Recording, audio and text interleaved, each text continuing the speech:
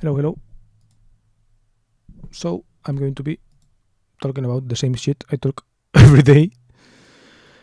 AKA, I'm going to be going in circles and repeating myself about what I want and all of those things that I always talk about. I always talk about the same shit. But I saw this tweet that was like,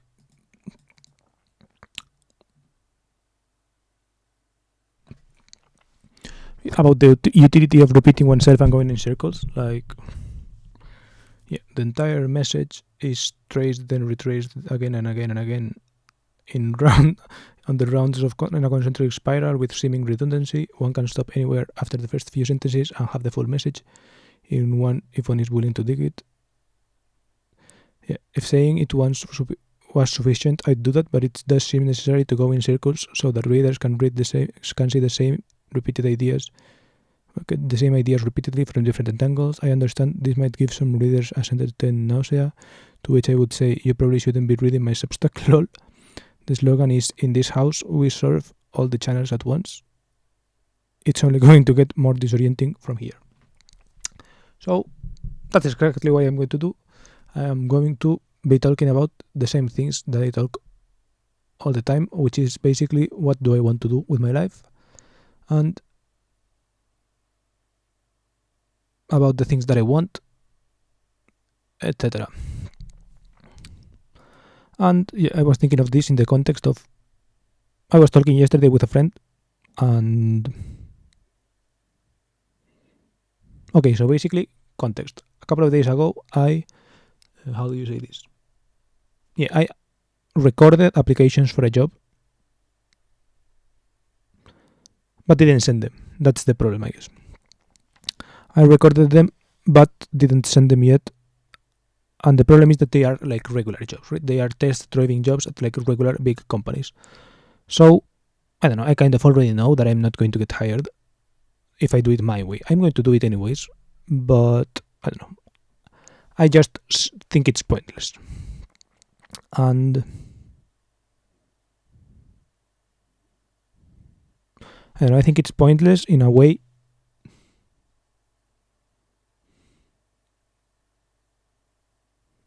because of the people, right? I don't think people really relate to this way of communicating or whatever, right? I don't think it will convince anyone. My arguments are not sound, right? So I don't think people will find it interesting. And yeah, there is obviously fear, right? I always, yeah, if I have to move to some place different, blah, blah, blah, I have the same concerns as always, right?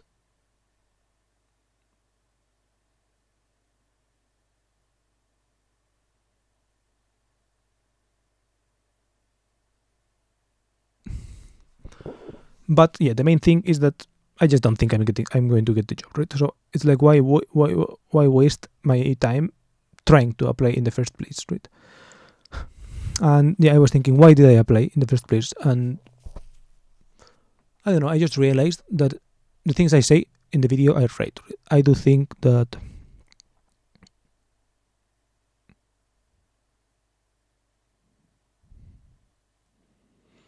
yeah, I don't know, I do think that I want to drive cars. So test driver is a decent start for something like that. And I don't mind the fact that it is a job that is far away, relatively, because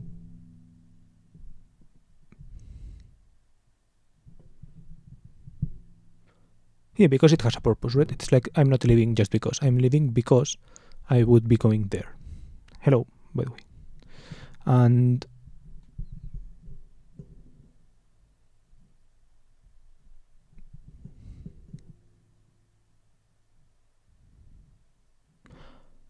I think it's nice. Yeah, I think it. Well, I don't think it's nice the place where I would be going or whatever. But yeah, I think driving cars is a good start.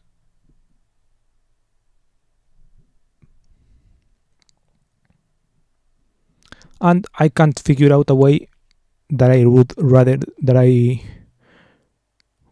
do that is sustainable, right? If I get a job driving cars, that's pretty straightforward, right?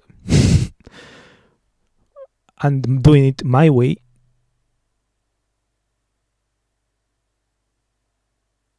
will have to come later, I guess. I can't start away.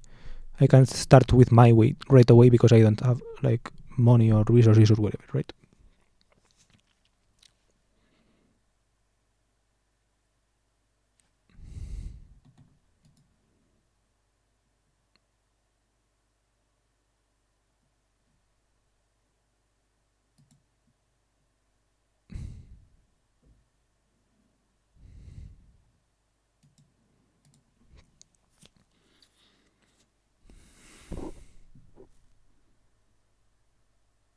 Yeah, and I don't know.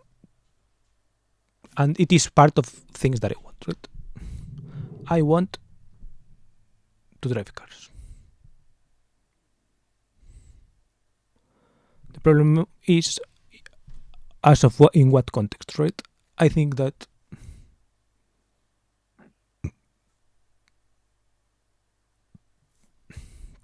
I don't know. When I think of it, I just think of it selfishly, right? I just want to. I just want to drive. I want to drive around, and I want to drive without the hassle of owning. I don't want to own cars or whatever. Necessarily, right? Maybe I would in the future, but for the moment, I don't. And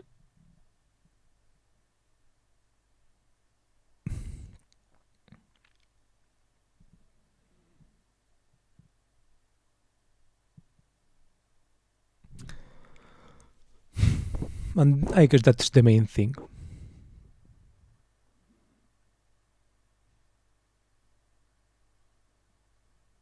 Not sure why it took me so long to realize. That's the problem, I guess, right? It took me way too long to realize that.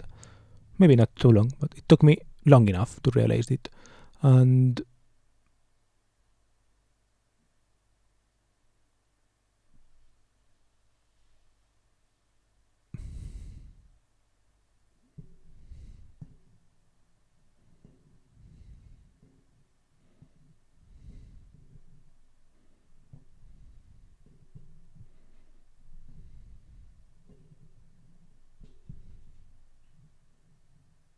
yeah, I don't know.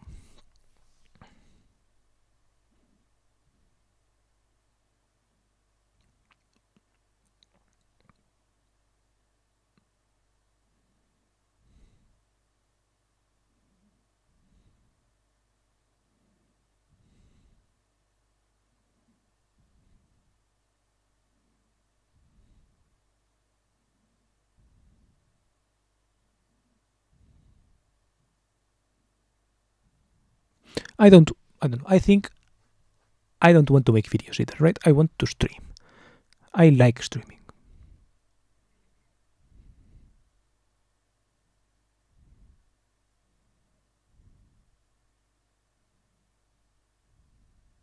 At least for now. I think I do like also making videos, but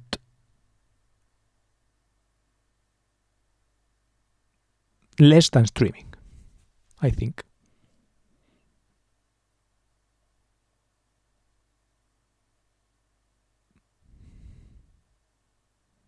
The problem is that I'm not very good at streaming. I would say that is a problem, and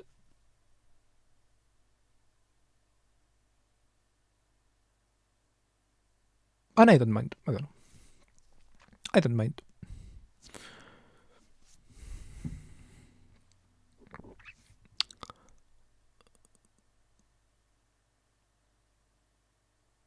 Because I don't do it to get better at streaming or something. I don't know. It's like when you play music. For example, when I play music, I do play. I'm not sure if I play music to get better or whatever, right? When I play music,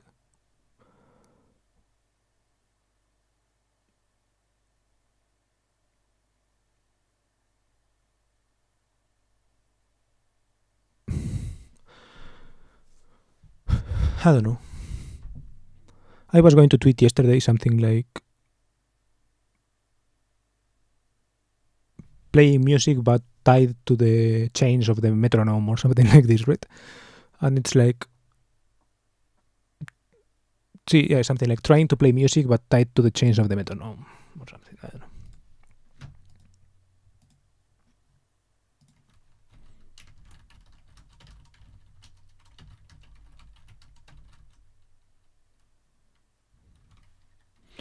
Yeah, kind of like this format of like born to,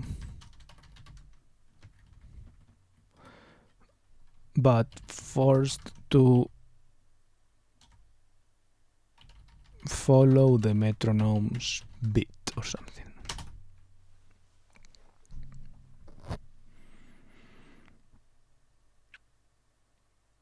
And then I think the tweet shows a bit what I feel like, right? It's like I feel like you cannot actually play music without rhythm.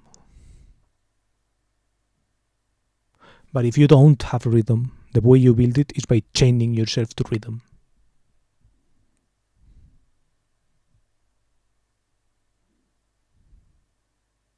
And you can tell you're deviating, right? And maybe there are ways to do it like the opposite way. Maybe you can just improvise,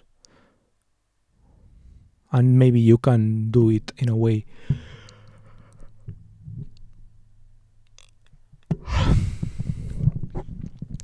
that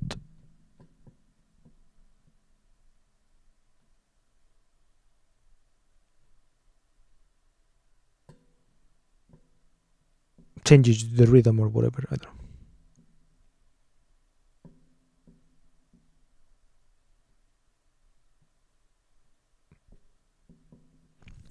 I don't like to cry on stream, but I don't know.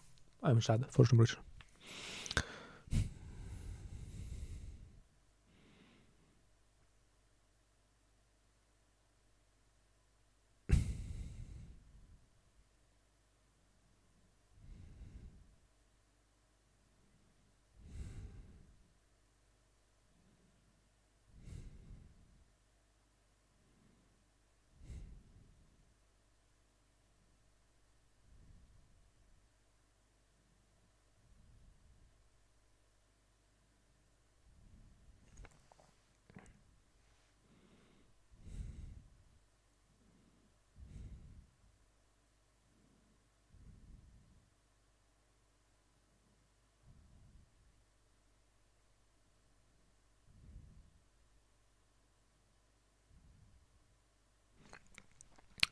I don't know. I was thinking again about that job position.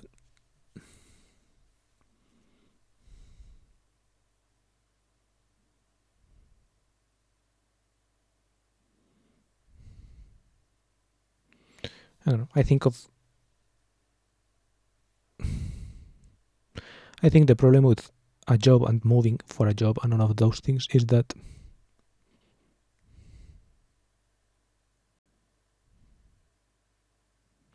I don't like where you end up, I guess. I was talking, for example, yesterday I was talking with this friend of mine that I mentioned about towardness and awareness, right? And I pointed out that I don't want to do things out of awareness. This is towardness and awareness, by the way. Towardness, awareness. Let's see if.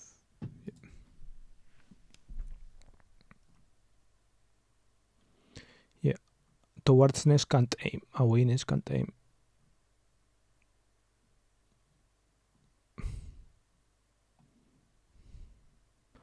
Yeah. So in a sense, I like this towardness framework. Sorry, I like the idea of getting that job because it is some kind of towardness, right? It is towards this goal of driving, of getting paid to drive, in a sense, right? And I see something there.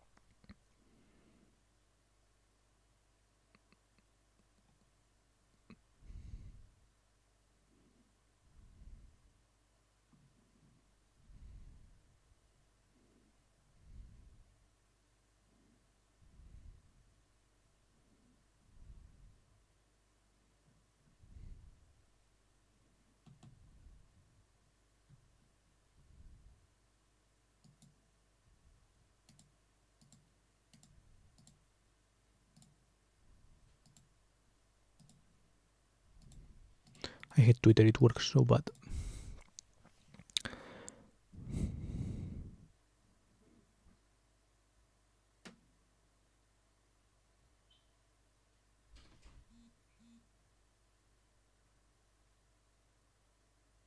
But yeah, I don't know.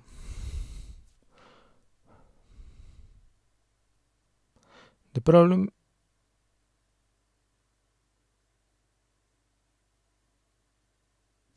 is that I'm not sure that the reasons I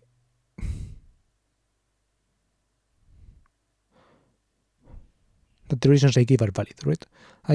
I've said some things, right, that are true, but that I don't relate to anymore, right? I forgot about.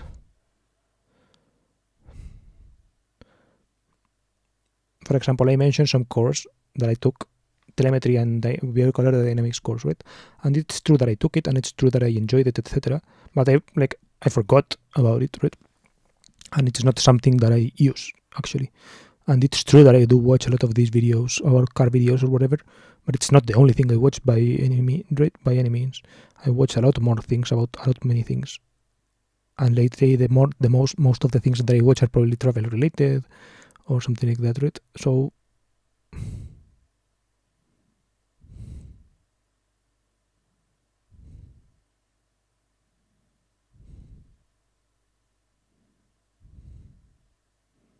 I don't know, but I do feel like that is a direction that where I want to go, I guess.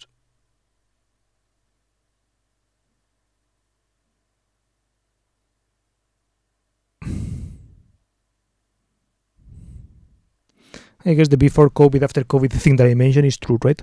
After COVID, more or less, I've been in this kind of in my house, remote, doing things. Well, doing things, not even really doing things, but yeah, in my house, not getting out a lot, not spending money, not barely doing anything except traveling when my friends tell me to travel. But me feeling like I have no agency and like I can't do anything, etc., etc. Versus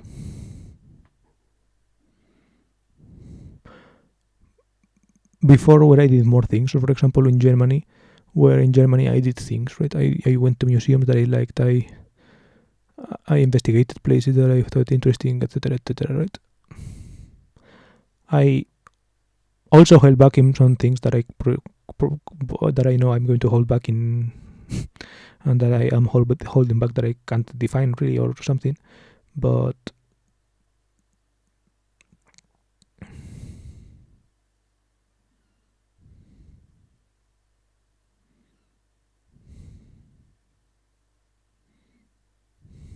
I don't even know why I feel sad, right? I don't think I feel sad because I'm a failure, right? Even if it took me several years or whatever to figure out something that I could have done earlier. Like, it's not like I regret this doing 100 videos thing, this streaming thing, or doing the 100 devs thing, right? Or being in the part of Twitter that I am. I don't regret it.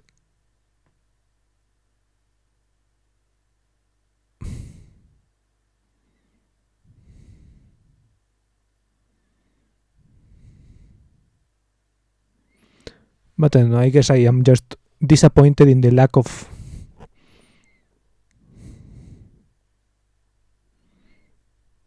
consequence in my material reality or something, I guess, right? I am disappointed in that sense. I expected something more. I expected. Well, not sure if I had it. I'm not sure if I even expected it. I guess I had hoped for something like this.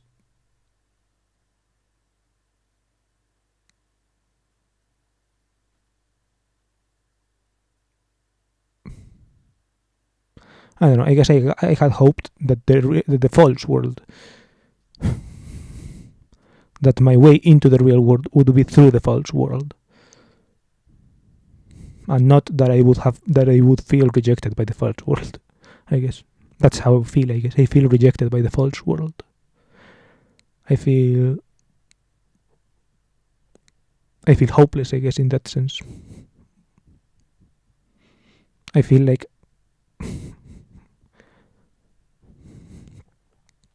I feel like I got drawn in for this reason.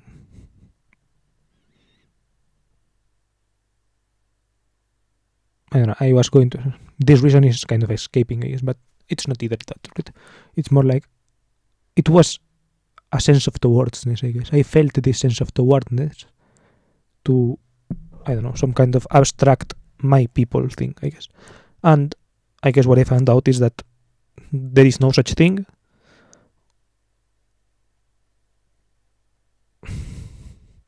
And that I feel equally without my people, where I expected to find them. So I just feel alone, I guess. This is, I guess, the issue.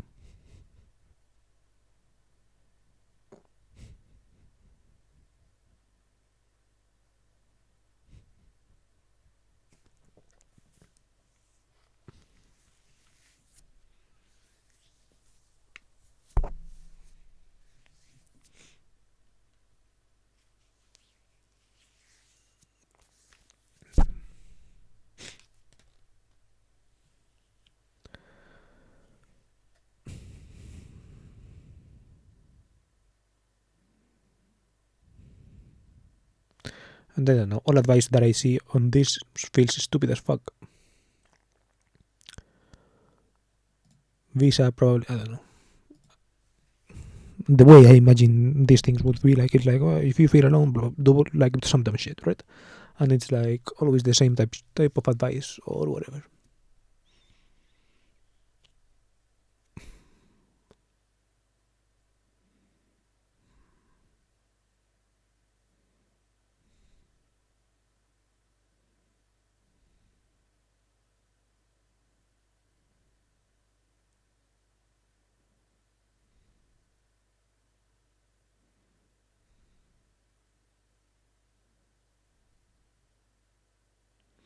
I would have as many one-to-one conversations as I could. Something that Visa would say or something.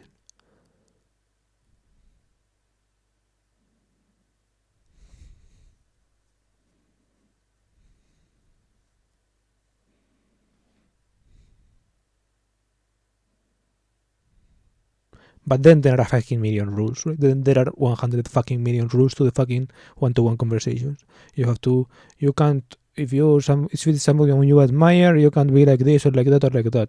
The conversation is much more satisfying when someone you admire gets blah blah blah because they admire you back. Oh, no shit. I don't know.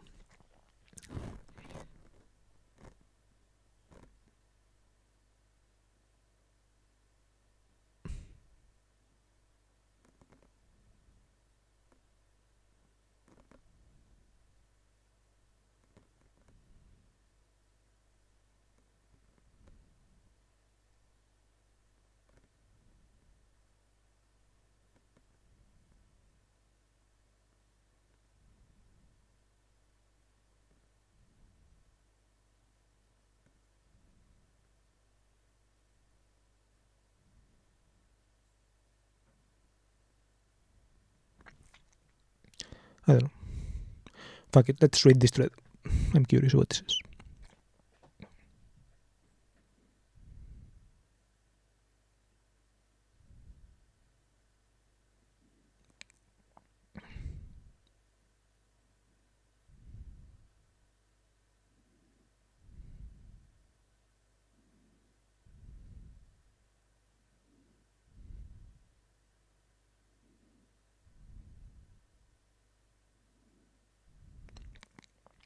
Should I read it out loud? Fuck it.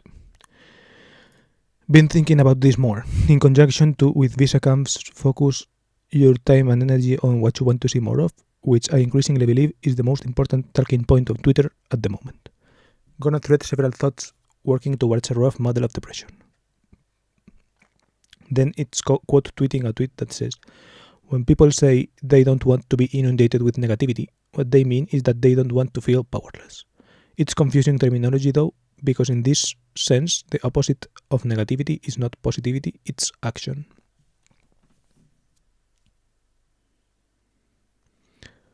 So, there's an idea I think I got from Malcolm Ocean about a fundamental asymmetry between approach and avoid in high-dimensional state spaces. Avoid is badly underspecified. There are many directions in which to run away from something. In order to guide action in a high-dimensional state space, you need something more specific than that. Approach focuses your attention on a specific destination, and then you can try to work out how to get there with your whole being. This is maybe excessively technical language, but I think the technical metaphor is quite sharp and helpful for those who have a rough sense of it. To give a more phenomenological flavor, approach means good feels, happiness, joy. Avoid means bad feels, fear, disgust. And to give a more phenomenological flavor of what I mean by avoidance being badly underspecified, if you spend a lot of time searching out new and exciting things to be afraid of and anxious about, you learn about what not to do, but not about what to do. Good tweet. So, next, I finally got around to reading Digiorno's Null Call, and it's really good. I was very struck by his description of the signs of potential shamanism. This bit about being wired for danger especially. 1. Shaman's sickness. There were certain signs to look for to see if someone is going to be called to shamanism. Are they quiet, sensitive, depressed children? Do they daydream? Do they have an unusual flexibility?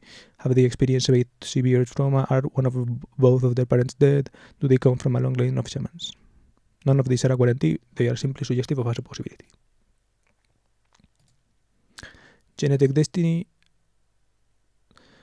giftedness, hypermobility, blah blah blah blah. It apparently makes you wired for danger, and so overly stressed by the normal world that many have brain wiring identical to PTSD patients despite having lived relatively tame lives. Perhaps there's something to all this talk about trauma after all. People with these qualities seem to have to be drawn to one another, so you might find even evidence to the lineage on both sides of your family tree. I've seen versions of this idea everywhere with different labels. I think a highly sensitive person is pointing towards the same thing, as is Gabor Mate's analysis of ADHD. And I think sensitive is the word I want for now. It's descriptive and doesn't have too much baggage. So let's imagine that there's a kind of sensitivity spectrum along which people can vary, with probably a large genetic component. Sensitive children will be impacted more by anything that happens to them, good or bad. They feel it more, they over-update on it. There's this particular thing that I think happens when something bad happens to a sensitive child, which I had previously been using the word trauma to describe, but I think that word is increasingly loaded with baggage, so I want to try a different tack for now. So instead I want to thread in another idea frame I got from Malcolm Ocean, Sarah Payton's Unconscious Contracts. There are other ways you could talk about this, like schemas. I like this language because it feels respectful and true to the experience. And then the screenshot says, unconscious contracts keep us stuck until we release them. When we are little ones and we experience difficult or traumatic things alone, without warmth and resonance from others, we make agreements to make sure that scary thing will never happen again. These are called unconscious contracts. They often have a ring of absolutism to them. I will never open my heart again. I will never trust other people. I will only rely on myself.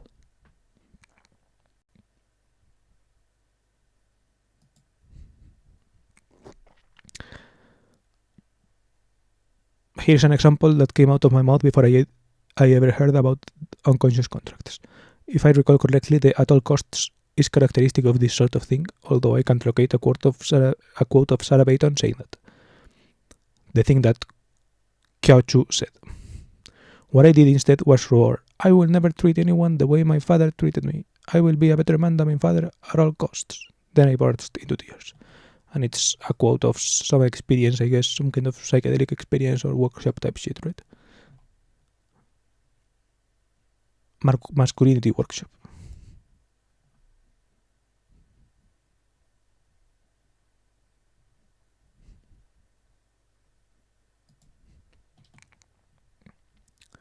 So, the big picture is that a sensitive child, especially one who's been somewhat neglected and or abused by caregivers who experiences bad things, is especially likely to react by making a lot of unconscious contracts to protect themselves.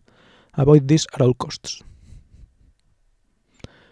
An individual conscious contract in isolation can seem heroic or noble. I still want to treat other people better than my father treated me.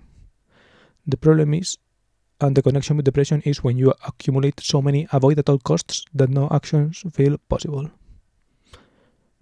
This sounds relatable. When every action that occurs to you feels like it runs the risk of violating one of your unconscious contracts, and then you kinda can't do anything, or nearly.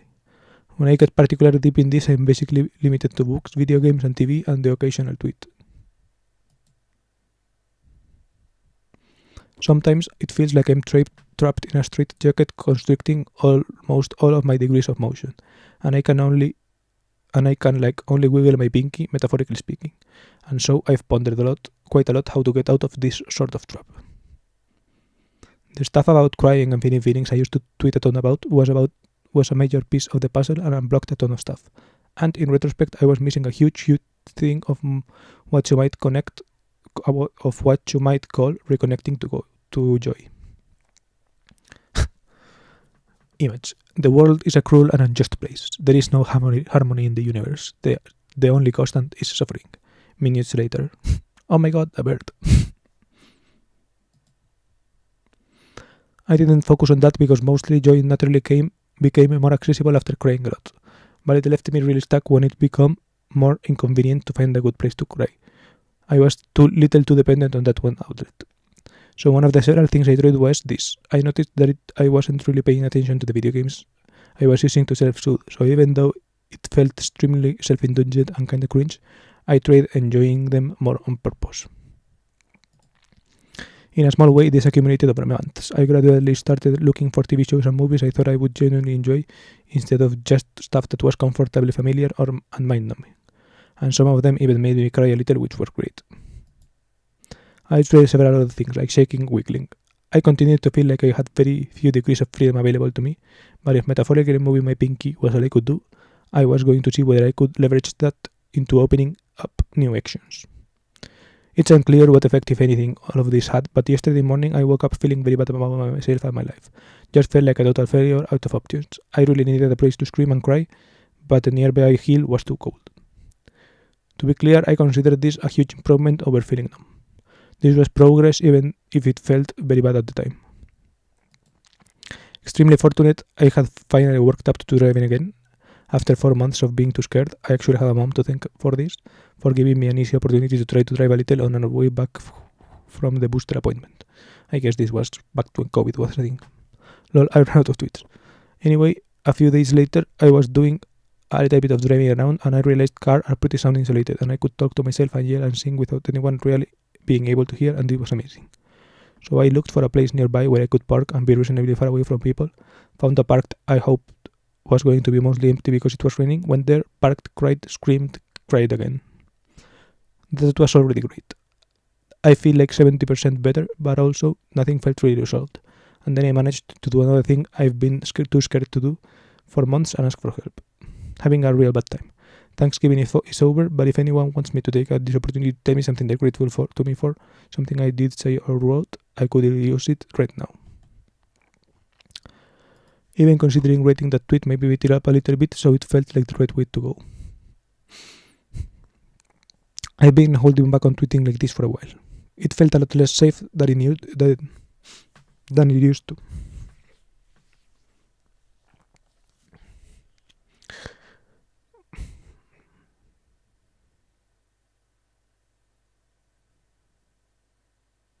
Gradually over the last year, and then suddenly in the aftermath of the acid thread. But I guess I've gotten more desperate or something. Anyway, the response was just incredible. Thank you all so much. You really came through for me. It was exactly what I was hoping for. You all reminded me that I did things that mattered to you. It's hard for me to describe how useless I felt yesterday because I'm not really in it at the moment, but my life felt like such a wreck. There's a specific kind of random on the internet that mostly regards me as a failed mathematician, and that kind of thing was really getting to me. The glory of days on Twitter where we were all opening up our hearts to each other felt far away, and I feel a lot more connected to them now. What we were doing was good, and I'm glad we did it, and maybe we could continue a little bit more in that vein too. Sorry, this ended up being really long. I should have probably separated the theory and the personal bit into two threads. I have a lot of pent-up tweets, okay? This is all really rough drafts and several poorly connected pieces. I don't know how easily this is to follow at all. So, connecting back to focus your time and energy on what you want to see more of. Part of what I've been doing lately is not reading the Twitter TL, because too much of it felt like it was fear and anxiety and things to avoid, and I had way too much of that already. Twitter can easily become a machine that gives you more reason to not do things, more things to be afraid of, more connections between things you were already afraid of and new things. It can entrench the paralysis of depression, and that was not what I wanted or needed.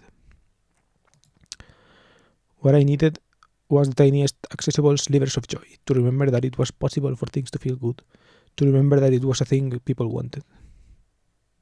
That this was a thing people wanted. A few movies on Netflix were surprisingly good for this. For me, this one was very charming. Words bubble up like soda pop. I guess.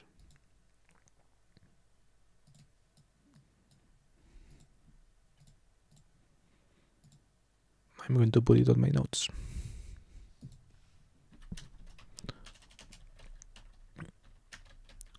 Words bubble up like soda pops. Control movies.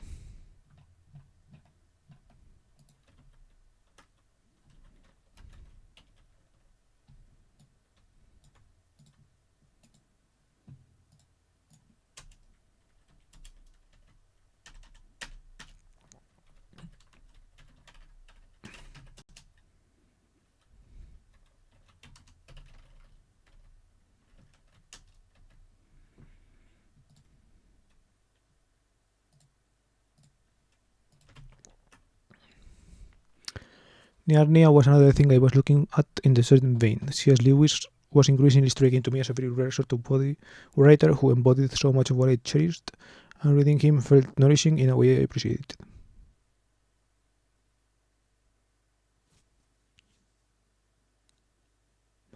About to read the Narnia books for the first time,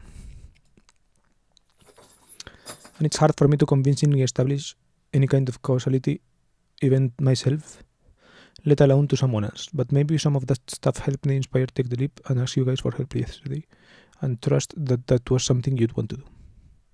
Phew, so many tweets. This feels like a good place to stop. If you managed to make it this far, thanks for listening, and please remember, focus on your time and energy on what you want to see more of. I'm probably going to break this up into multiple threads and try to describe some stuff better. I think I don't know. And didn't quite stick the landing, but at least none of these tweets are going to get me my main character. One more thread that served as inspiration here.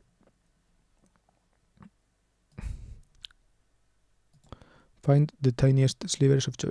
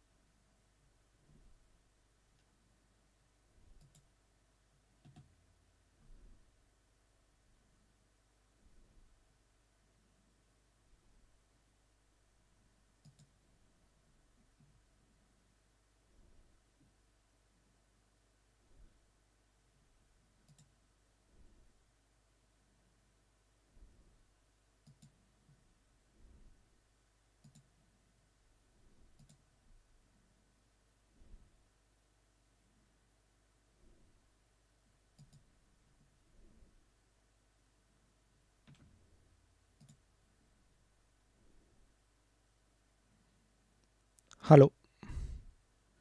Hello. I am reading Twitter. I was crying before. How are you? Where are you from? I always ask these two questions. Where are you from? And what car do you drive, or what do you drive?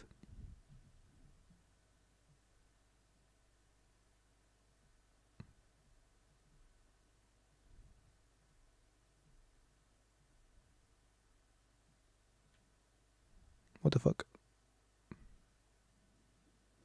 Guest. What do you mean by guest? That I guess. Robertus Joshua. Let's see.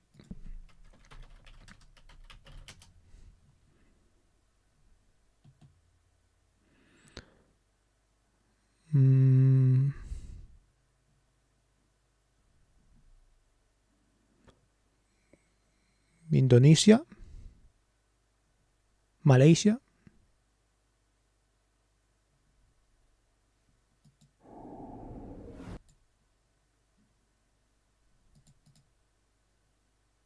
Indonesia.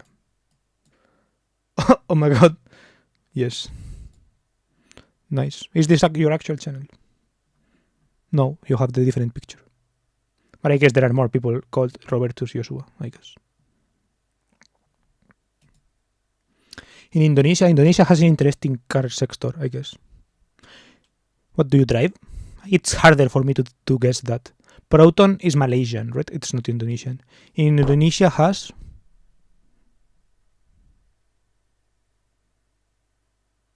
If I recall correctly, it also has like this decent manufacturing industry, but it's mostly like Toyotas and all that get put together in there, right? Indonesia car industry.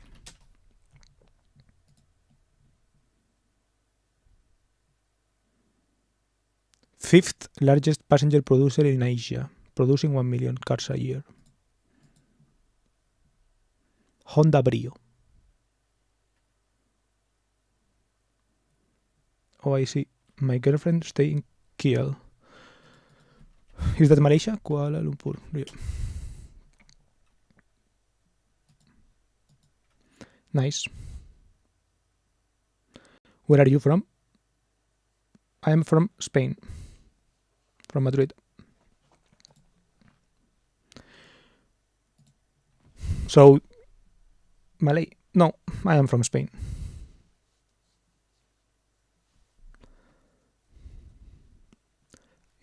If I look Asian, is because my mom is Japanese. But yeah, I'm from Spain, born and raised. Where in Indonesia are you from? Indonesia. Indonesian geography is really strange, right? It is like super big. There is this map, right? Through...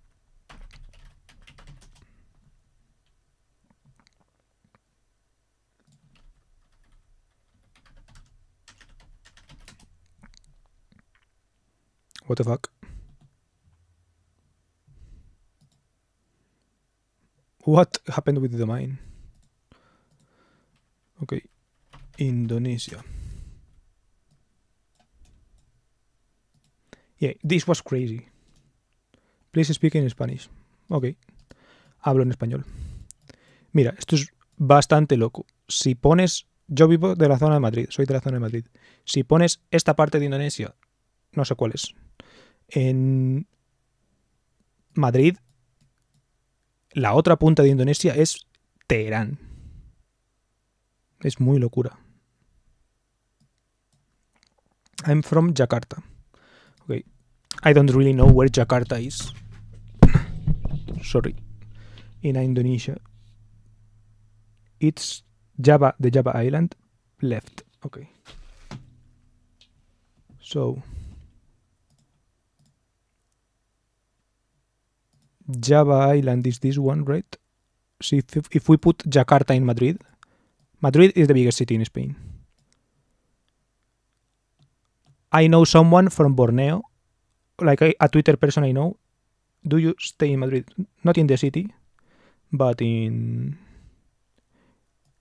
let's say I can more or less point the area, right? It's like this area.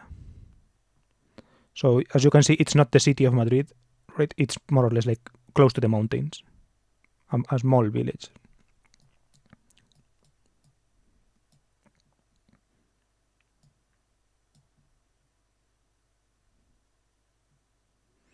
I guess, let's see, miles from radius.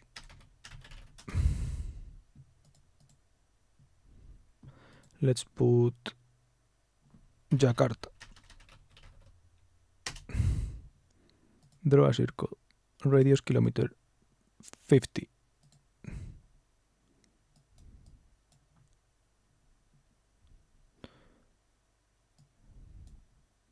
Yeah, so I'm like here, I guess. Somewhere like here. In this region. If you are in Jakarta city, I am in Bogor, for example. Well, a smaller place. I am so far from you.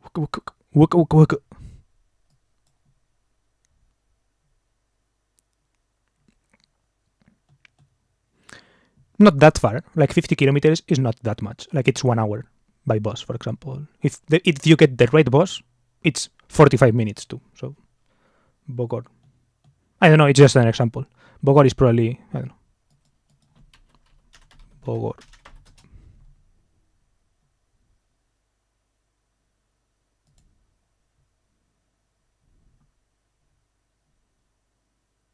The city of rain. No, Bogor has 1 million people. My city doesn't have 1 million people. Like Madrid has 3 million. So it's a small town. How many do you speak? I speak,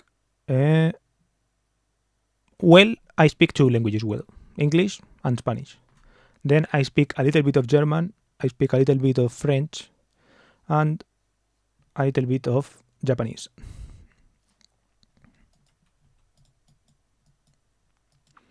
What languages do you speak?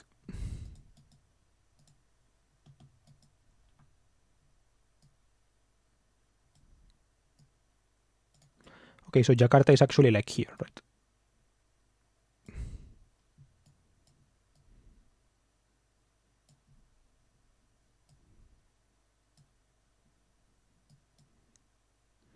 Nice, dude. Thank you.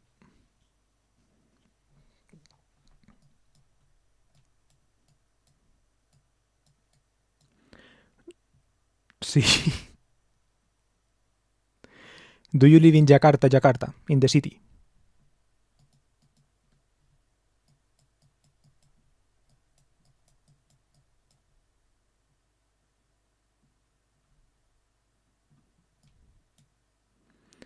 Kota Bambu Selatan. Imagine that I do this, boom, and you live here. Oh, I watch movie from your country. La Casa de Papel. Oh yeah, that's a TV show, but yeah, it's a good one. I have actually watched that one as well.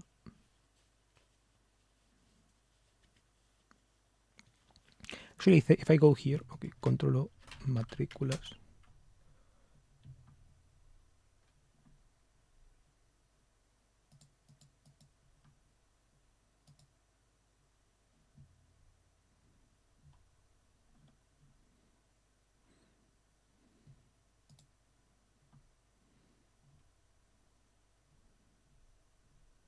Yeah, here, for example, I took notes and I put some. These are like from La Casa de Papel, if I recall correctly. I just started putting like the license plates of things that I saw in La Casa de Papel. And yeah, this is an example of, I think, some episode.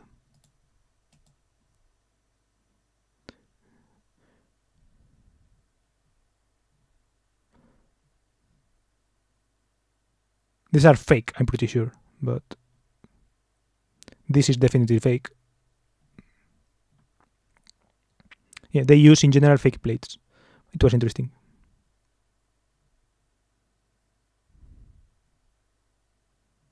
This may be real, but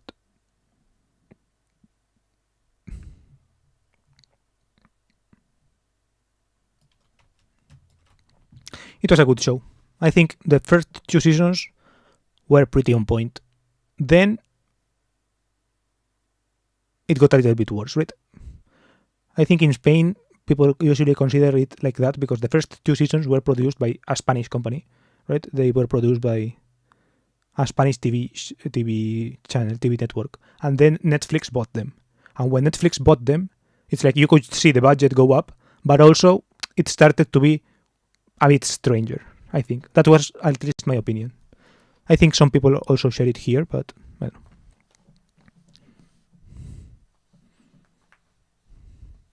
It was a good show, though. And I wanted to watch the next thing because Berlin, the character Berlin, has now a show on his own. I think it's like a prequel type thing, and I wanted to watch that, but yeah, I forgot. Also, I don't have Netflix anymore, so I would have to pirate it, and it's kind of annoying. But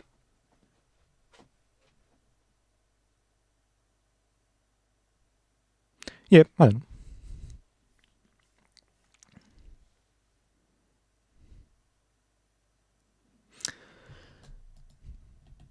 How's Indonesia?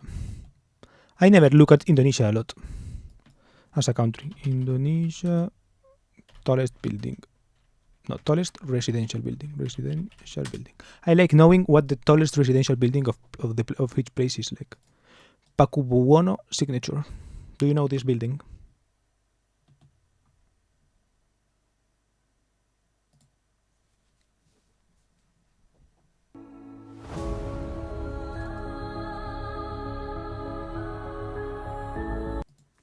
Rendang.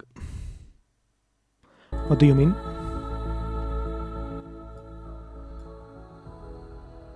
I mean, this is fucking insane. Why are there so many buildings? The delicious food in the world. Oh, let's see. Rendang. Auntilis. Damn. Is it street food?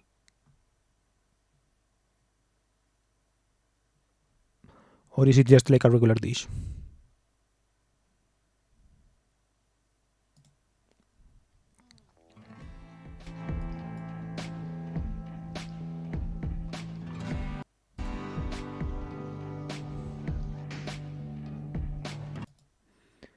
Too much people in Jakarta, dude. So.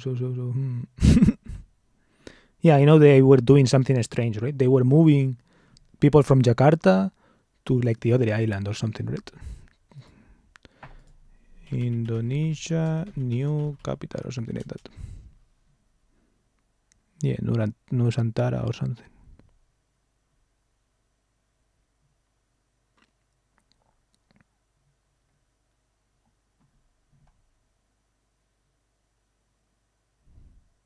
Ibu Kota Nusantara.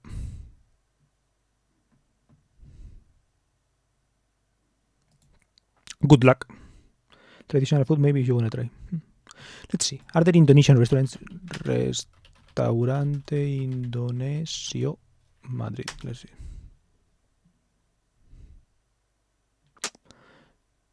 Sabor Nusantara.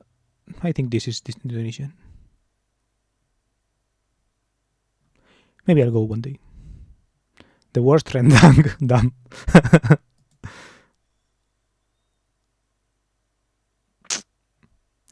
I have to try another place.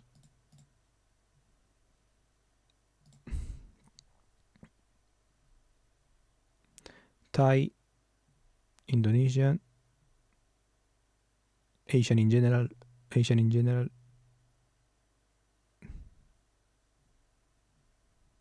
Philippines, Asian in general, Thai. What you doing? Right now I was looking at things and at Indonesian things.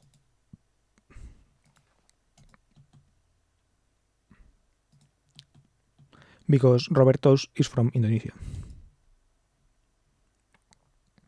Before that, I was reading Twitter, or a Twitter thread, because I was complaining about my life in general. Maybe you want to watch Nusantara. What do you mean?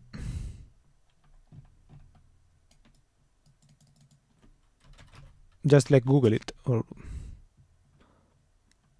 on YouTube. Nusantara.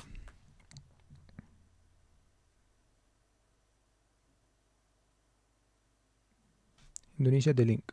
Okay, let's see. Maybe in YouTube.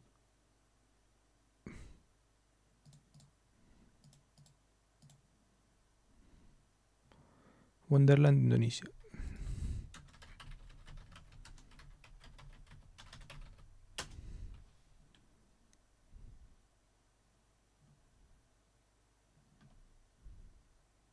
This? Alfireb? Alifrey. Alifrey.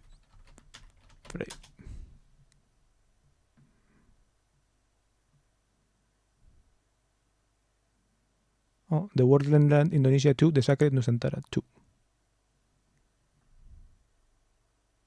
Ah, okay, one of these.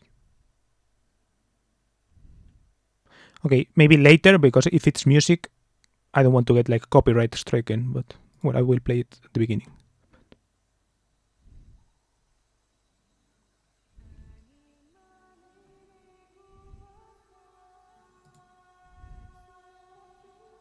Damn, what is this?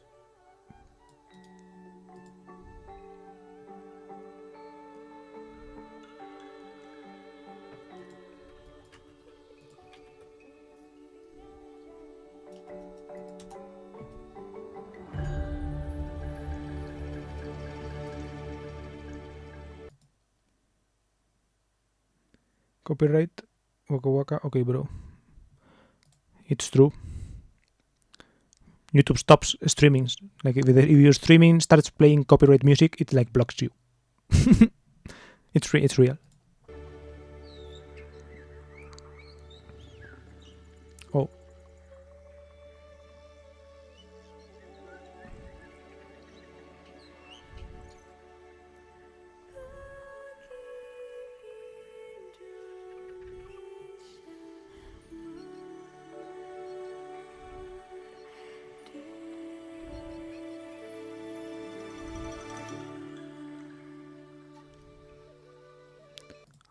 And not only music. Also, if you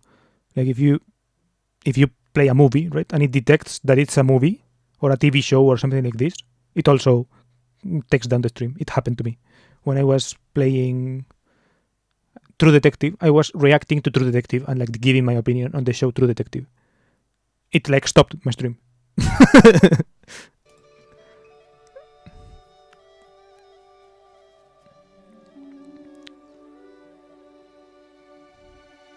Very beautiful.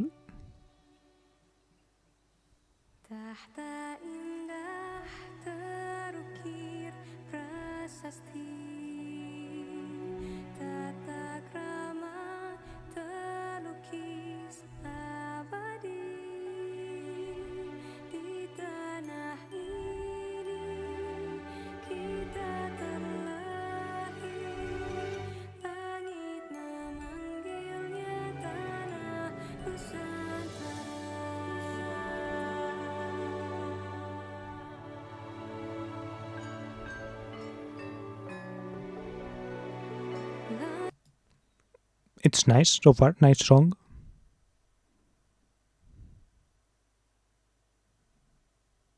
Are you a programmer? I don't know how you popped up in my recommendation. I don't know either, to be honest. And no, I have done a little. One time I did stream myself, like programming, coding my website and all of that. But I wouldn't say I am a programmer. I have studied, I guess, web development and all that. I do know a little bit of web development, but I wouldn't call myself a programmer. Me too, me too. Lol. Yeah, I guess YouTube sometimes plays recommendations and all that. Do you play a game? No. I never play games. I don't think I've ever played a game on stream. Like myself, I do play like off stream. Yes, I play PUBG, but on stream, I don't play games. I usually just talk like this.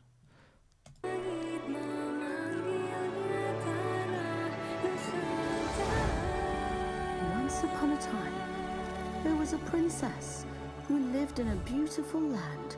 I mean, it reminds me of the movie Avatar. Now, Which everything in it lived peacefully. She spent 2020 all prime her time at time PUBG. in the depths Miss those of the days. forest. PUBG was interesting. Yeah. I mean, I still like it. I think they made it free. That's why I started playing with my friends. But yeah, the prime time was probably better. Now it feels strange. I don't know. They have improved the game in some ways, right? It's more playable with friends because of the blue chip and all of that. But also, I feel like it has lost something. But I don't know. With her I'm bad at the cute game, so. little friends. There was a hidden secret place, so magical and dangerous at the same time. Is this like real? PUBG worst cheaters, I don't play anymore. Yeah, that's probably true. I think I'm bad enough that I don't get like that, but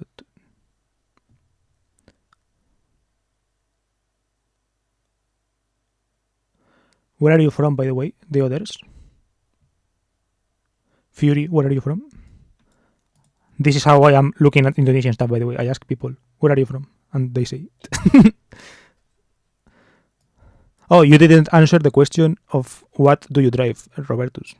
Do you drive something or not?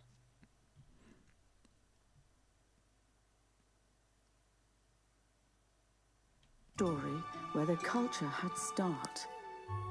And now, let me take you on a journey. So welcome Pakistan. to one. Interesting. There's a viewer that comes sometimes that is from Lahore. Motorcycle. Yeah, people from India that are on stream sometimes are also driving motorcycle. Hey, an ER6F, that's a nice bike. Yeah, the people from India drive like 125s or like 70cc. Yeah, the guy from Pakistan, from Lahore, he drives, rides, I guess, because it's a bike. He rides a Hero Prince, one of those, like a Hero 70 bike. Hero Prince 70. Yeah, one of the, like the Road Prince 70 or something like that. I drive Honda CD70 bike because I am broke. Honda 70.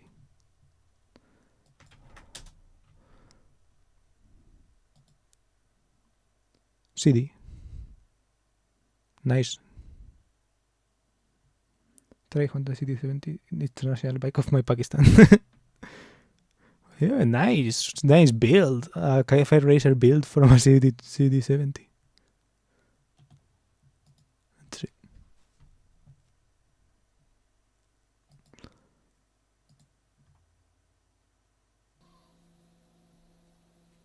Is this Pakistani language? No. How's the Pakistani language called? It's Urdu, right?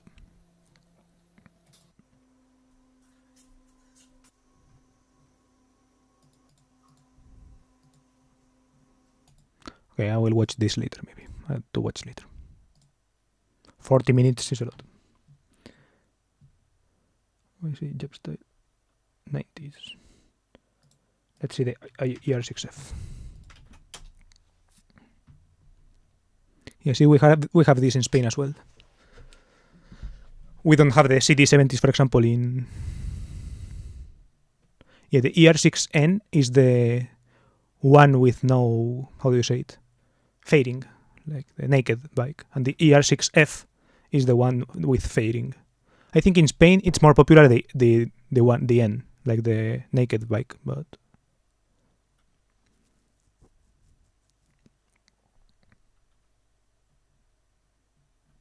Who is this guy? Urdu, yep.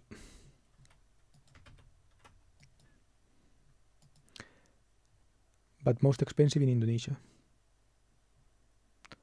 You mean the ER6N or the ER6F in general? ER6F, let's say, in Indonesia.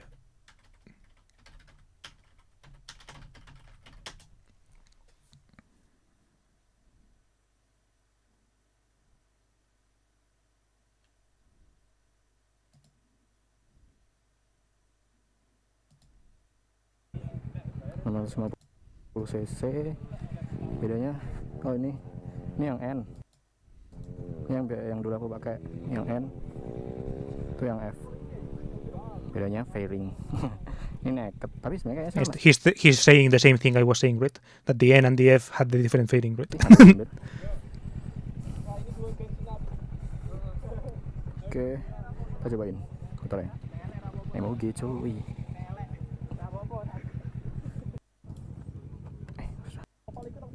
Where are they? Is this like an airport? Or what? Oh no, it's just a regular road.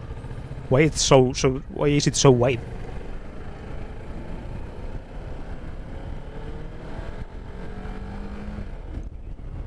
Oh, you drive on the left. I forgot. Ya.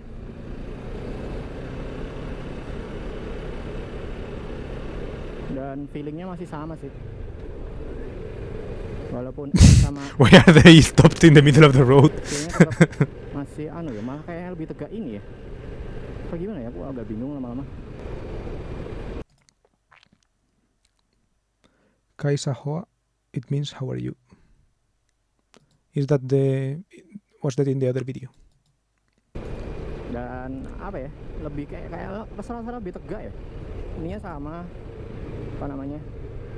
Footstepnya sama sih kayak ER6N. Malah kayak rasanya ini lebih tegak deh. Have you completed your website? Is it live now? No, I didn't complete anything. There is it.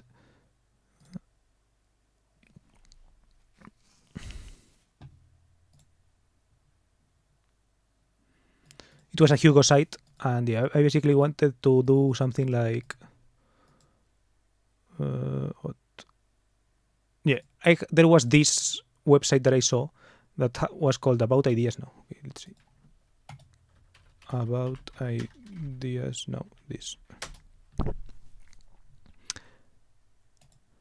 Yeah, About Ideas Now exists to help find your people, right? So it's like basically this website indexes about now and ideas pages of websites around the world.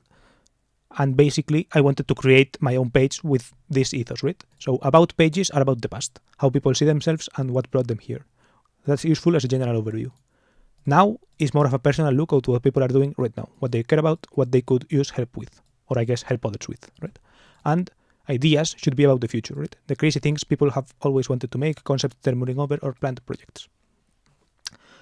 And I wanted to do this, but I guess, I don't know, I got too annoyed by making the website itself, right? This is a Hugo site, and I don't know, Hugo sites are annoying as fuck, because I wanted the writing to be easy, right? I wanted to write a markdown file, and for that Hugo is like decent, but the process of rebuilding and deploying and all of that annoys me. And of starting the server and all of that. If I could maybe run this here or something. Terminal, new terminal. Hugo About Ideas Now. Can I see it here? Hugo server. Okay. What the fuck? Yeah, see? It went insane. Fuck.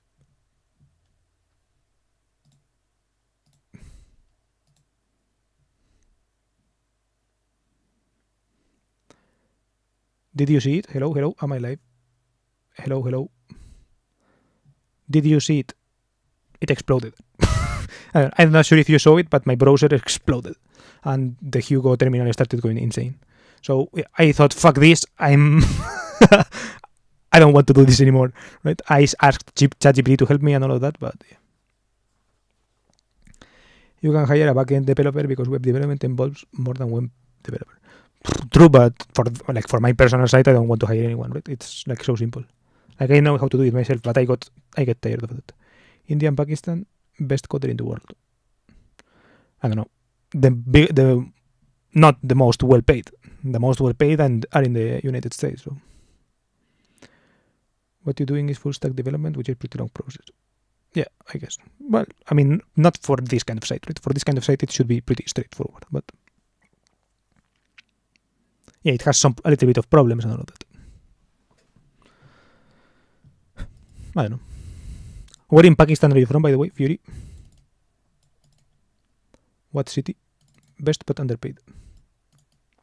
Underpaid for now, maybe in the future. Are you a developer as well?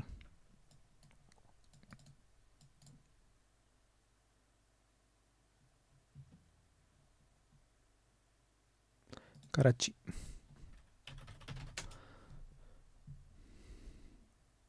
The biggest city in there.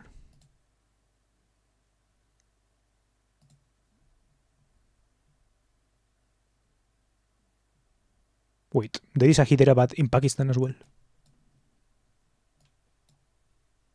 There are like 2 Hyderabad.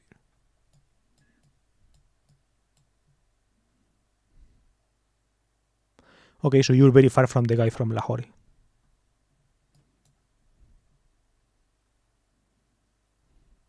Yes, I am mobile app developer. In past, I used to do front-end web development. Do you work for a company? Or do you work for yourself or something like that, like self-employed or something?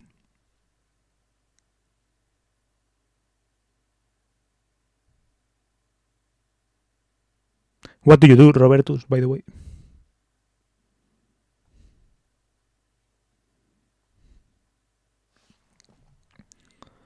Lahore and Karachi in 2 different provinces. Yeah, I can see.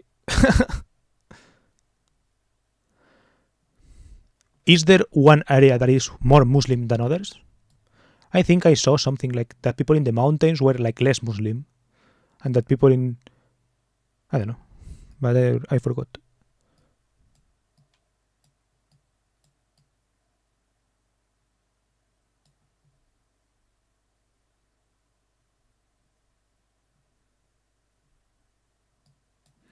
Islamabad is the capital, right?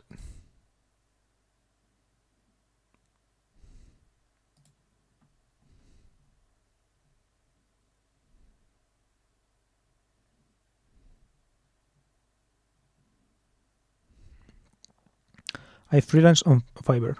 Interesting.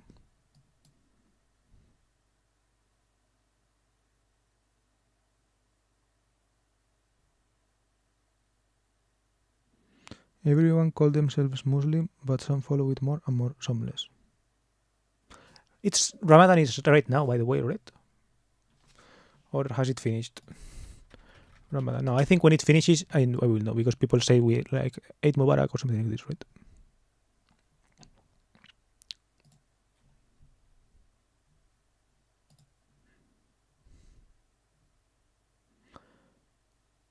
April 9th. Eid al-Fitr. Okay, yes. Eid al-Fitr, which marks the end of the day, is expected to celebrate April 10th. And people will say like Eid Mubarak, Eid Mubarak, Eid Mubarak. Right. Oh yes, here.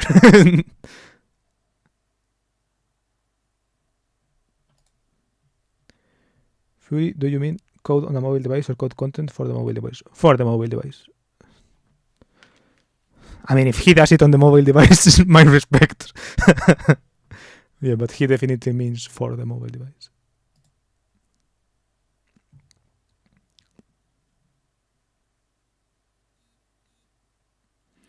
Mobile apps for Play Store and iOS.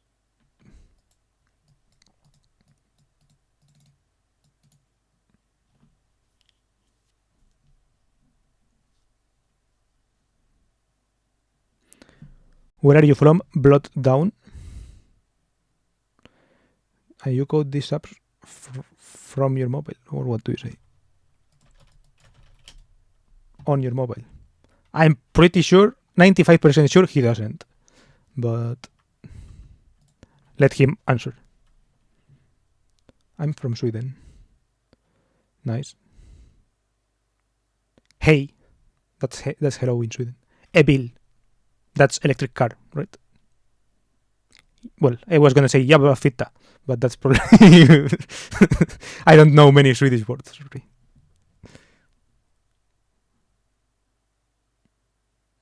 I have been in Göteborg,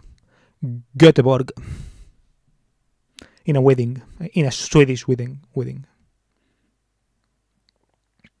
No, we code on laptop, but tested in phone. Can understand it like you coded it on a mobile device. I mean, you can kind of code on mobile devices. If you go to Replit, like Replit if you sign on your mobile device to this, it works, right? Like you can kind of code. Roberto Joshua, me tengo que ir ahora. Adiós. Adiós, Robertus. Thank you for being here. And that's like your second channel, I guess, or your first channel. Thank you for being here. How can I do the front end for Samsung Z Flip series or another alternative bend mobile devices? I have no idea. Maybe Fury knows. I think there are probably like SDKs for like Samsung probably has like a Flip SDK or something like this, right? So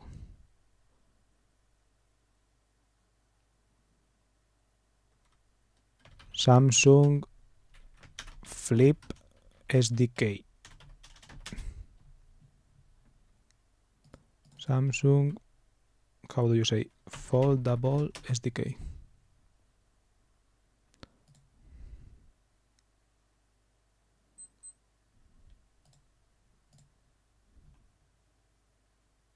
Here you have some tutorials here. Samsung foldables and larger screens. Maybe if you do something like Android foldable SDK or something like that. Or developer or something.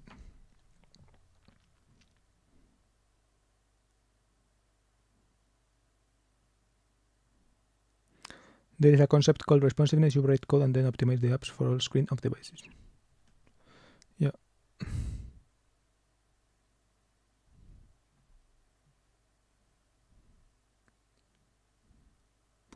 For small screens to larger screens like tablets, etc. Yeah, in web development, there's also this thing. You can do like this mobile site. This site, for example, it probably works on.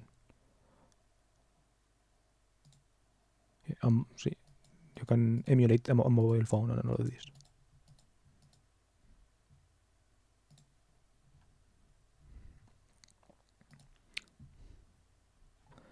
But I think he probably means something like detecting when you are folded, detecting these kind of semi-open states.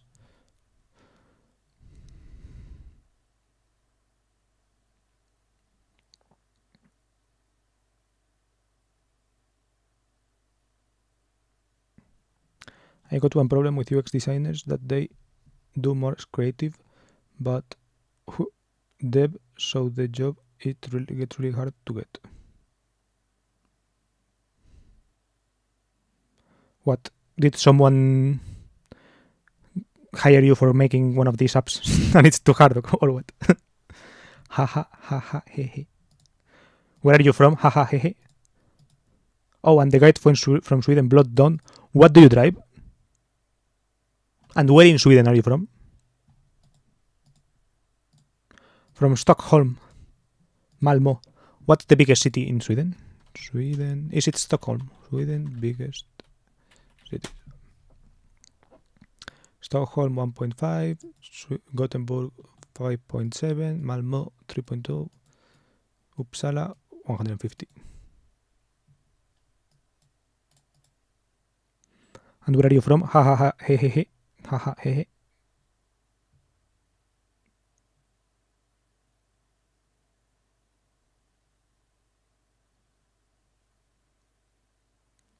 Stockholm is the biggest, I would suppose. These are capital city. Yeah, but for example, Fury's capital city, Islamabad, is definitely not the biggest one.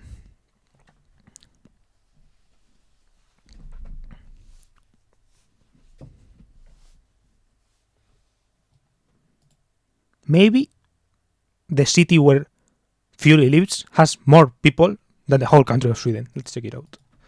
Karachi population 15 million. And Sweden population was like 10 or something, right? 10.1. I don't live here. I live far outside. I live in a state called Dalarna.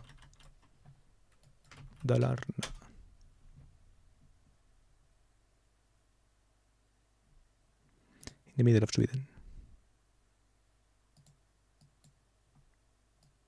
Damn, so you have to a car for sure, right? What do you drive?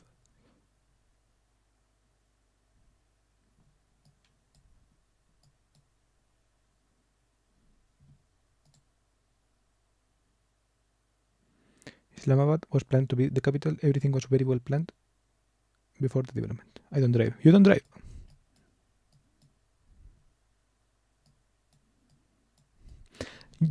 You don't even drive one of those EPA tractors or something like that. In Pakistan, army controls country in backend.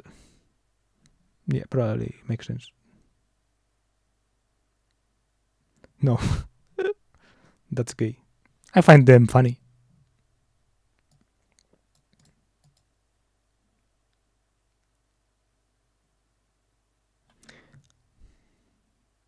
Everything's messed up. Yeah, I could believe that.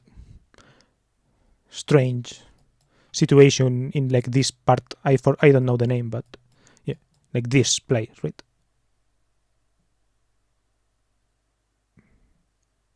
Cachemira, yeah, Kashmir. This region is strange. I don't know. I find it interesting that they put the capital so close to this place. I guess to influence or something, right?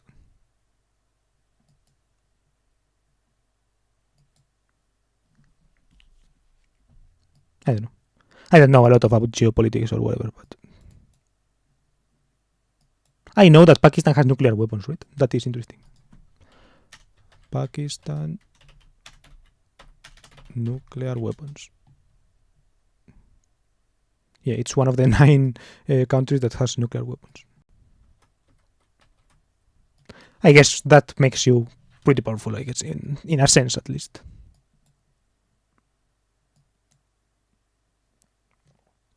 I'm 15, turning 16 this year, so I'm going to start study for driving license this summer. Nice. Hi, I'm Alex. Hi, Alex. I'm collecting money for driving license for my future car.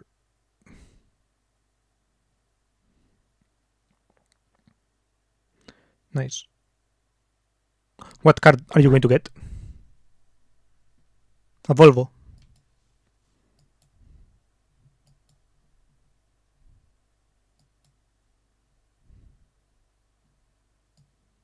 Bro.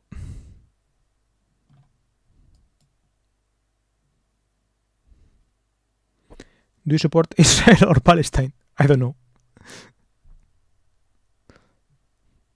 Sorry, something cheap probably.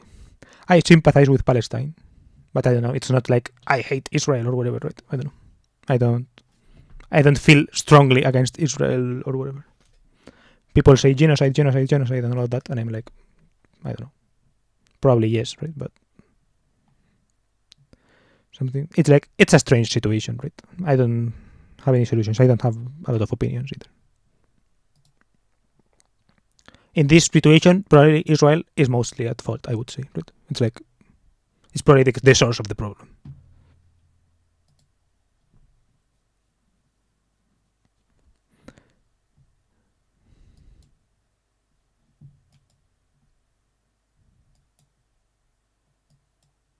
So many leaks. Okay, let's compare, for example, true size of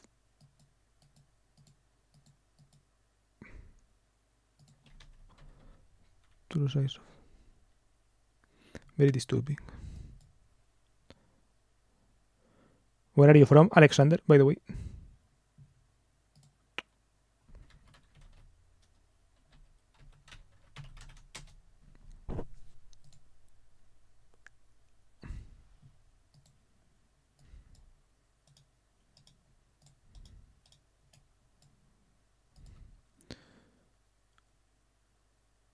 Yeah, Indonesia. Let's put Pakistan too now. Pakistan.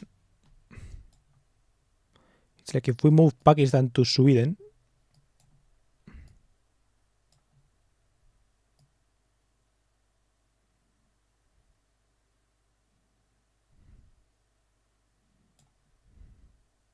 Actually, it's a similar long country, right? Wider than Sweden.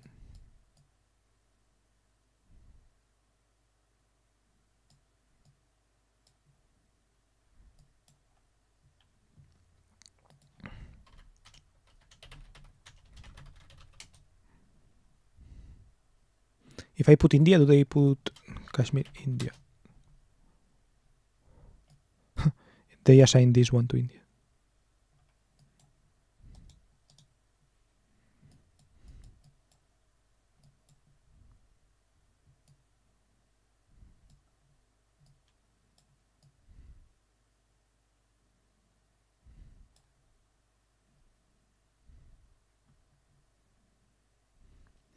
Personally, I think it's a waste of money and time to buy EPA and get a driver license for it. Yeah, that's probably true. Saving and getting a real car, probably better. Because you still need a driver license for a real car. Yeah.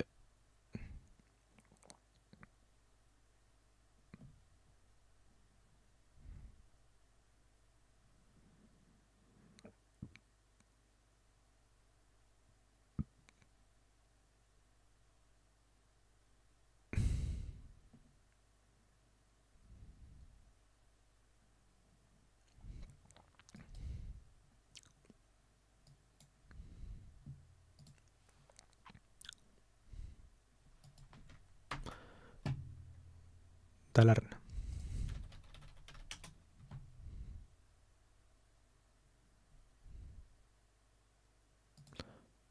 Falun.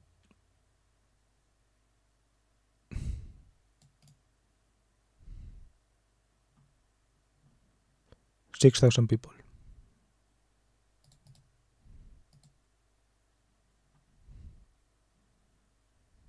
Oh no, 37,000 people.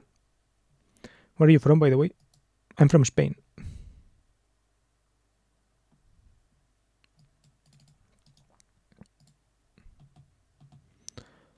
Falun weather. Holy fuck, it's cold as hell there.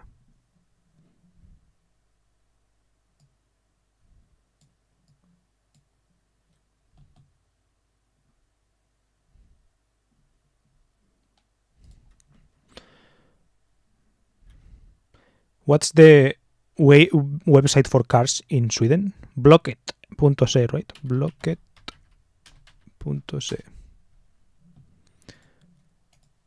God darn. Dalarna. Vad vill du söka efter? De momento, everything. Fordon. Bilar.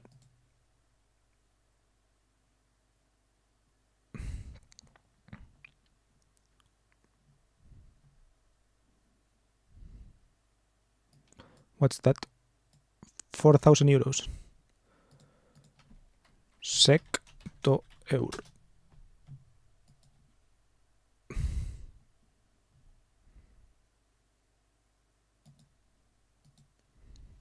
$40,000. 4,000, yeah, kind of like 1/10. Amadei Linovitsky.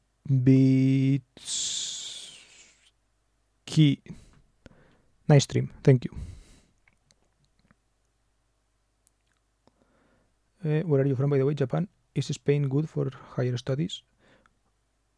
Spain, I don't know.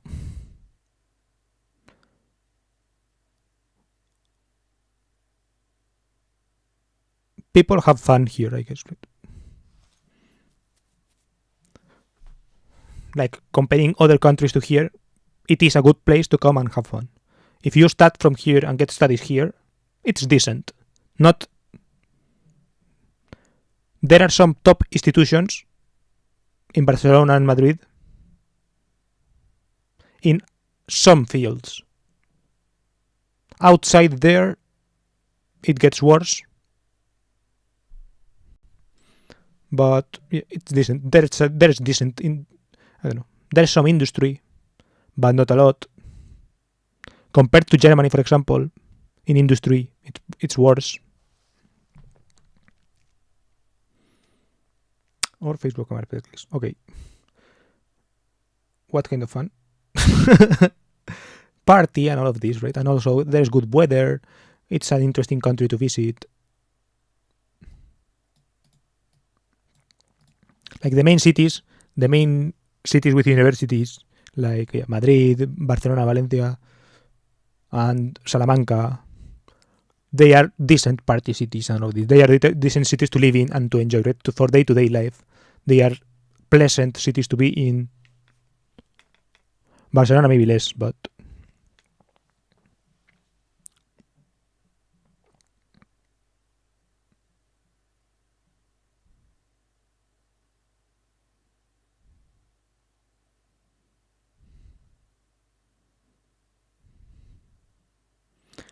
more in that sense, right?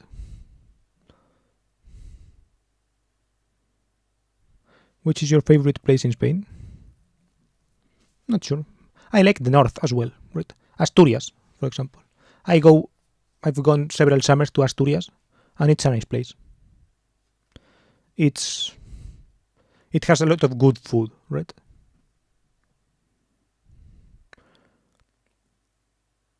And it also has beach. It's an interesting place. It used to be like a place where you mine coal, the coal mine of Spain, more or less. It's like up there in the north. So yeah, some places have gone economically a bit down in that sense, but there is still some industry there and all that. It is more rainy than the rest of Spain, though. Like the north of Spain is pretty rainy. So maybe I like something like Valencia more. But I like Madrid as well. I like Madrid.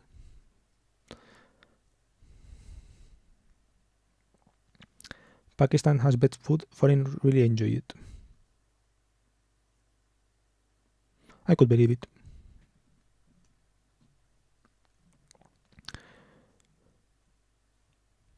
I mean, Spanish people also say the Spanish people have the best food, but I like the food here a lot.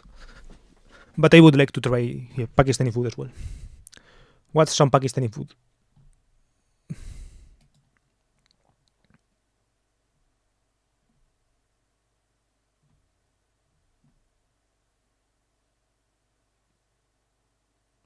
This would be pretty fun. Well, TDI.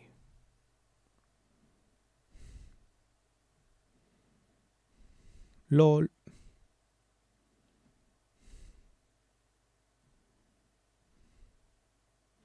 Interesting car.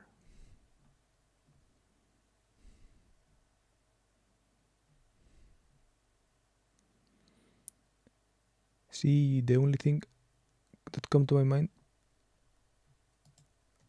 after hearing Madrid. The food in Madrid, I mean the traditional dishes from Madrid, right? Like cocido madrileño and all of this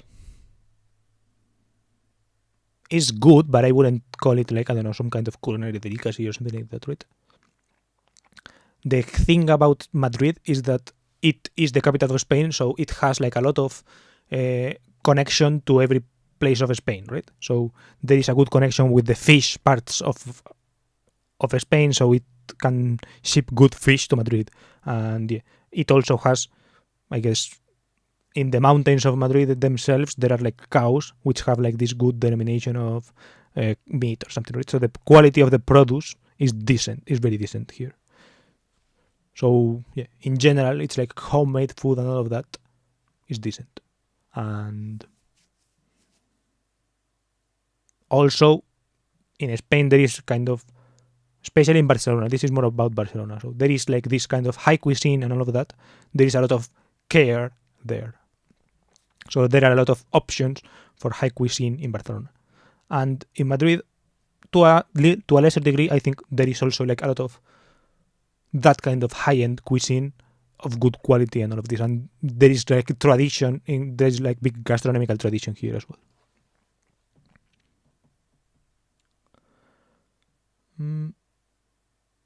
Rafael Martinez, you look Korean.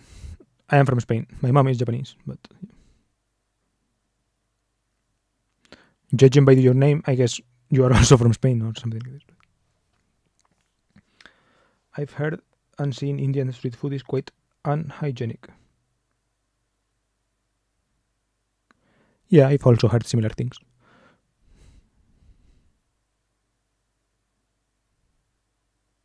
That if you go from the west to to India, for example, and you try street food, you can get like stomach problems and all of that.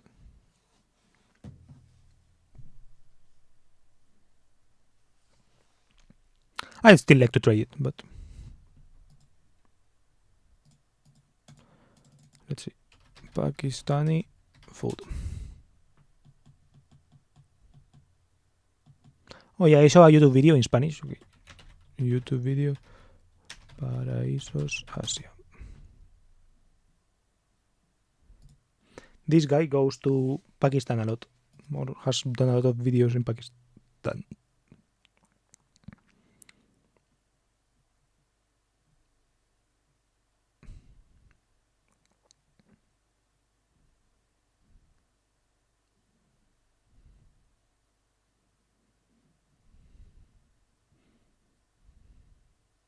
Yeah, this is a video in a Pakistani, like an expensive neighborhood of, I think it was Islamabad, or I don't remember. He also went to Peshawar.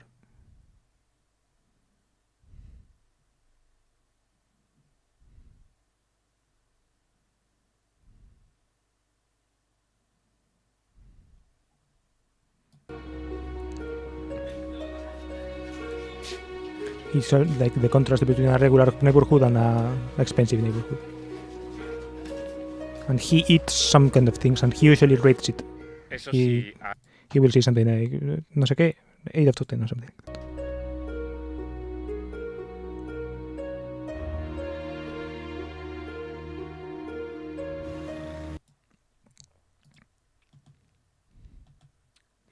Maybe here. si tu infancia fue en los 90, te acordarás de la película Aladdin. Esta película nos enseñaba una ciudad que estaría situada en Arabia, pero con un palacio del sultán de clara menos comunes que, por ejemplo, España. Chicken pulao, uno de los platos nacionales de Pakistán, Chicken pulao. uno de los platos más famosos. Se parece a los arroces de Afganistán también. 7 out of 10. Y este es el plato que voy a Biryani. comer en la cantina universitaria de Lahore. He's eating in the university, es verdad. In Lahore University. Ask you 20 rupees each. 20 rupees each. Yeah, samosa. Me están diciendo que el chicken pulao vale 120 rupias Pretty cheap food. He's saying that the food is pretty cheap. y cada somoza Yeah, the plate of rice was like 50 cents here. vale 20 rupias. 20 rupees, like 9 cents. Potato and some spices. 7 out of 10. La comida de la región Biryani. I watched a video making biryani. Biryani. There's like a Pakistani biryani or something.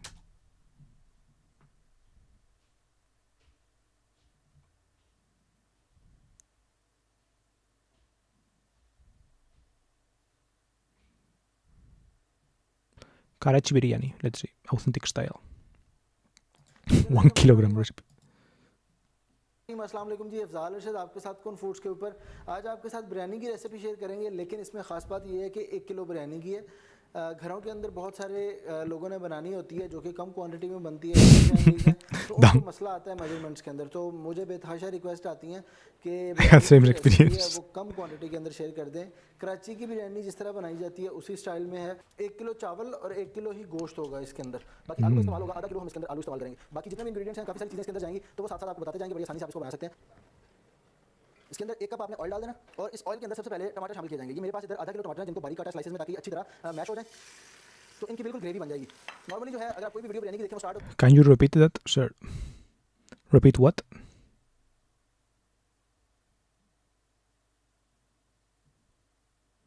this video. बिस्मिल्लाहिर्रहमानिर्रहीम, अस्सलाम वालेकुम जी, अज़ाल आपके साथ कौन foods के ऊपर आज आपके साथ बिरयानी की रेसिपी शेयर करेंगे, लेकिन इसमें खास बात ये है कि 1 किलो बिरयानी की है। घर के अंदर बहुत सारे लोगों ने बनानी होती है जो कि कम क्वांटिटी में बनती है, छोटी फैमिलीज हैं, तो उनको मसला आता है मेजरमेंट्स के अंदर। तो मुझे बेतहाशा रिक्वेस्ट आती है कि बिरयानी की जो रेसिपी है वो कम क्वांटिटी के अंदर शेयर कर दें। कराची की बिरयानी जिस तरह बनाई जाती है उसी स्टाइल में है। 1 किलो चावल और 1 किलो ही गोश्त होगा इसके अंदर, बाकी आलू का इस्तेमाल होगा, आधा किलो हम इसके अंदर आलू इस्तेमाल करेंगे। बाकी जितने भी इंग्रेडिएंट्स हैं, काफी सारी चीजें इसके अंदर जाएंगी, तो वो साथ साथ आपको बताते जाएंगे, बड़ी आसानी से आप इसको बना सकते हैं। If you want the video, this is the video. Hello, Pukei. Where are you from? Are you from Pakistan as well? इसके अंदर 1 कप आपने ऑयल डाल देना और इस ऑयल के अंदर सबसे पहले टमाटर शामिल किए जाएंगे। ये मेरे पास इधर आधा किलो टमाटर है जिनको बारीक काटा स्लाइसेस में ताकि अच्छी तरह मैश हो जाए, तो इनकी बिल्कुल ग्रेवी बन जाएगी। नॉर्मली जो है अगर आप कोई भी वीडियो बिरयानी की देखें वो स्टार्ट होती है प्याजों से, लेकिन हम प्याज का बिल्कुल इसके अंदर इस्तेमाल नहीं कर रहे। आप इसको बनाएंगे तो आपको उसका टेस्ट का भी अंदाजा हो जाएगा और प्याजों से मीठी हो जाती है बिरयानी। बहुत सारी बिरयानी की वैराइटीज है जो प्याज के बगैर नहीं बनती, लेकिन ये रेसिपी जो है ये प्याज के बगैर ही बनेगी। जितनी देर टमाटर हमारे पक रहे हैं मैं आपको मसालों का ओवरव्यू दे दूं, क्योंकि उसके अंदर कुछ ग्राइंड करने वाली चीजें भी हैं, उनको ग्राइंड कर लें हम। अच्छा, जो मसाला हमने ग्राइंड करना है उसके अंदर आपने 1 tablespoon Okay, I don't understand, right? So I don't really care about. दालचीनी के लेने हैं, जायफल लेनी है, ड्राइड प्लम बोलते हैं इसको, 8 से 10 आलू हो जाए। आधे चावल तकरीबन पानी के अंदर डिप होने चाहिए, के साथ भी पकेंगे तो ये बिल्कुल गल जाएंगे। तो 1 किलो चिकन है मेरे पास, छोटी बोटी के अंदर ये इसके अंदर शामिल कर दें। चावल उबालने हैं, इधर पानी जो है इधर गर्म है, मैंने रखा हुआ था पतीला, इसके अंदर आपने नमक और बाकी चीज़ें डालनी है। 4 टेबलस्पून नमक 1 किलो चावल के लिए काफ़ी होता है। राइस है जिसको मैंने भिगोया, चावल गर्म होने चाहिए, अगर आपके चावल ठंडे होंगे तो मुड़ जाएंगे। तो एडजस्टमेंट टाइम के हिसाब से करेंगे, जब चावल उबले उस टाइम आपका कोरमा भी बिल्कुल तैयार हो। अब इसको ये देखें इस तरह बराबर कर दें। I mean, it looks easy to make. That's good. बस जो चावल नीचे टिक हो गया कलर नहीं पे आएगा। अब आपने इसके ऊपर और कलर या इस तरह की कोई चीज़ नहीं डालनी, सिर्फ और सिर्फ इसके अंदर ऑयल डालना। हमने तकरीबन आधा कप ऑयल इसके ऊपर इस तरह डाल दें, इससे चावल मुड़ेगा नहीं, ज़्यादा बेहतरीन और स्टीम के अंदर ज़्यादा बेहतर आएगा। और जी इसको लगा दें दम किसी कपड़े से साफ से और इसको ढक दें। और आग आपने इसकी कर देनी है बिल्कुल स्लो इतनी कि जितना आपका चूल्हा मध्यम जाए। Okay, I'm not sure what he says, but दम देना, आपका चावल भी बेहतरीन गल जाएगा और आपका जो बिरयानी है वो ज़बरदस्त the language is Hindi. Flavour के साथ बेहतरीन तैयार हो जाएगी। बच्चे सुनो बात खोलते हैं इसको। खुशबू तो बहुत बेहतरीन आई है। अब इसको हमने खोलना है। ये चावल देखें आप, ऊपर से चेक करते हैं। ये चावल, ये देखें, ये चावल मैंने पकड़ा बिल्कुल नरम है और अपनी शेप भी बरकरार किए हुए रखे हुए। तो चावल इस तरह के, अब नीचे से इसको खोलेंगे तो हमें कलर का और इसकी जो सही लुक है उसका अंदाजा होगा। और ये चक्कर है, ये चक्कर है बिल्कुल। ये चावल देखें कितना लंबा है ये और बिल्कुल नरम, ये ज़बरदस्त, बहुत बेहतरीन है। और खुशबू डाला, इसको डालते हैं प्लेट के अंदर। Really ये soft. आलू है, कलर देख लें आप।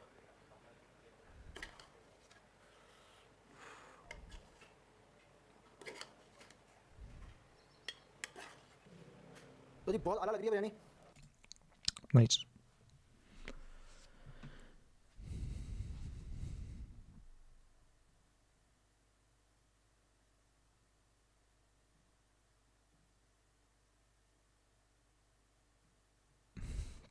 Okay, I am closing the stream. Thank you for being here. You can subscribe if you want. I stream more or less at this hour, more or less every day, and usually it's more or less interacting with people, and if not, talking about my personal issues and all of that. So yeah, thank you for being here. Goodbye.